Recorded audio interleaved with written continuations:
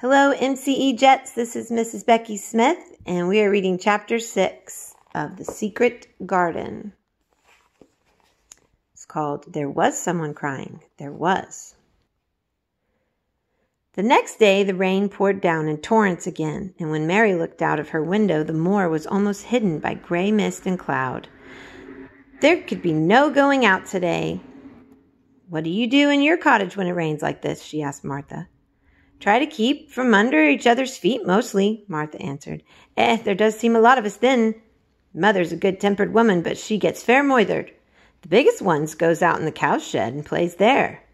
Dickon, he doesn't mind the wet. He goes out just the same as if the sun was shining. He says he sees things on rainy days as doesn't show when it's fair weather. He once found a little fox cub half drowned in its hole, and he brought it home in the bosom of his shirt to keep it warm. Its mother had been killed nearby, and the hole was swum out where the rest of the litter was dead. He's got it at home now. He found a half-drowned young crow another time, and he brought it home too and tamed it. It's named Soot because it's so black, and it hops and flies about with him everywhere. The time had come when Mary had forgotten to resent Martha's familiar talk. She had even begun to find it interesting and to be sorry when she stopped and went away. The stories she had been told by her ayah when she lived in India had been quite unlike those stories that Martha had to tell about the moorland cottage, which held 14 people who lived in 4 little rooms, never had quite enough to eat. The children seemed to tumble about and amuse themselves like a litter of rough, good-natured collie puppies. Mary was much attracted by the mother and Dickon. When Martha told stories of what Mother said or did, they always sounded comfortable. "If I had a raven or a fox cub, I could play with it," said Mary. "But I have nothing." Martha looked perplexed. "Can the knit?" she asked. "No," answered Mary. "Can the sew?" "No." "Can the read?" "Yes." "Then why doesn't the read something or learn a bit of spelling? Thou'st old enough to be learning thy book a good bit by now." "I haven't any books," said Mary. "Those I had were left in India." "That's a pity," said Martha. "If Miss Medlock could let thee go into the library, there's thousands of books there." Mary did not ask where the library was because she was suddenly inspired by a new idea. She made up her mind to go and find it herself. She was troubled about Mrs. Medlock. Mrs. Medlock seemed always to be in her comfortable housekeeper's sitting room downstairs. In this strange place, one scarcely ever saw anyone at all. In fact, there was no one to see but the servants. And when their master was away, they lived in a luxurious life below stairs, where there was a huge kitchen hung about with shiny brass and pewter, and a large servants' hall where there were 4 or 5 abundant meals eaten every day, and where a great deal of lively romping went on when Mrs. Medlock was out of the way. Mary's meals were served regularly, and Martha waited on her, but no one troubled themselves about her in the least. Mrs. Medlock came and looked at her every day or two, but no one inquired what she did or told her what to do. She supposed that perhaps this was the English way of treating children. In India, she had always been attended to by her ayah, who had followed her about, waited on her hand and foot. She had often been tired of her company. Now she was followed by nobody, and was learning to dress herself because Martha looked as though she thought she was silly and stupid when she wanted to have things handed to her or put on. "Hast thou got good sense?" she said once, when Mary stood waiting for her to put on her gloves for her. "Our Susan Ann is twice as sharp as thee, and she's only 4 years old. Sometimes they'll look fair soft in the head." Mary had worn her contrary scowl for an hour after that, but it made her think several entirely new things. She stood at the window for about 10 minutes this morning after Martha had swept up the hearth for the last time and gone downstairs.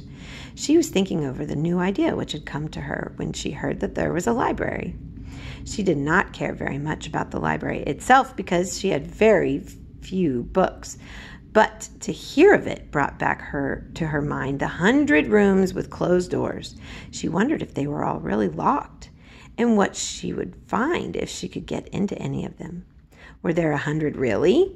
Why shouldn't she go and see how many doors she could count?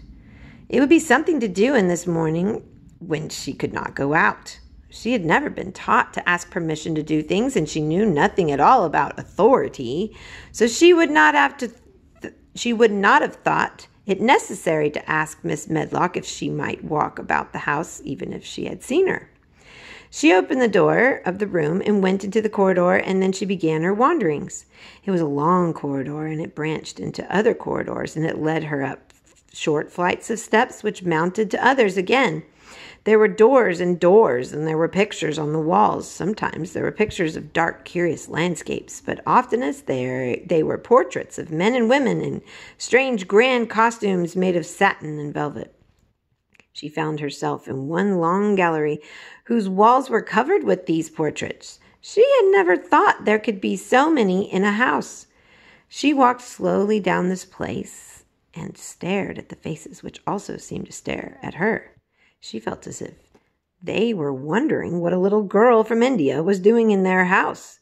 Some were pictures of children, little girls in thick satin frocks or dresses, which reaches to their feet and stood out about them, and boys with puffed sleeves and lace collars and long hair, or with big ruffs around their necks. She always stopped to look at the children and wonder what their names were, and where they had gone, and why they wore such odd clothes. There was a stiff, plain little girl, rather like herself. Here's a picture.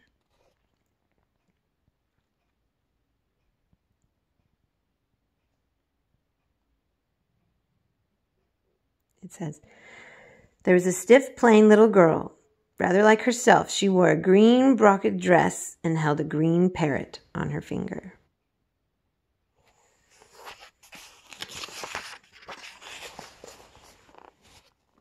Her eyes had a sharp, curious look. "Where do you live now?" said Mary aloud to her. "I wish you were here." Surely no other little girl ever spent such a strange morning. It seemed as if there was no one in the whole huge rambling house but her own self, wandering about upstairs and down, through narrow passages and wide ones, where it seemed to her that no one but herself had ever walked. Since so many rooms had been built, people must have lived in them, but it all seemed so empty that she could not quite believe it true. It was not until she climbed to the second floor that she thought of turning the handle of a door. All the doors were shut, as Mrs. Medlock had said they were. But at last she put her hand on the handle of one of them and turned it. She was almost frightened for a moment when she felt that it turned without difficulty, and that she pushed open the door itself. It kind of opened easily and slowly, heavily opened. It was a massive door, opened into a big bedroom where there were embroidered hangings on the wall, and inlaid furniture which, as she had seen in India, stood about the room. A broad window with leaded panes looked out upon the moor, and over the mantel was another portrait of the stiff, plain little girl, who seemed to stare at her more curiously than ever. "Perhaps she slept here once," said Mary. "She stares at me so that she makes me feel strange." And after that she opened more doors and more. She saw so many rooms that she became quite tired and began to think that there must be 100, though she had not counted them. And in all of them there were old pictures or old tapestries with strange scenes worked on them. There were curious pieces of furniture and curious ornaments in nearly all of them. In one room, which looked like a lady's sitting room, the hangings were all embroidered velvet. And in a cabinet where about 100 little elephants made of ivory. They were of different sizes, and some had them, elephant keepers and drivers on the backs. Some much bigger than the others, and some were so tiny that they seemed only babies. Mary had seen carved ivory in India, and she knew all about elephants. She opened the door of the cabinet and stood on a footstool and played with these for quite a long time, and when she got tired, she set the elephants in order and shut the door of the cabinet. In all her wanderings through the long corridors and the empty rooms, she had seen nothing alive, but in this room she saw something. Just after she had closed cabinet door, she heard a tiny rustling sound. It made her jump.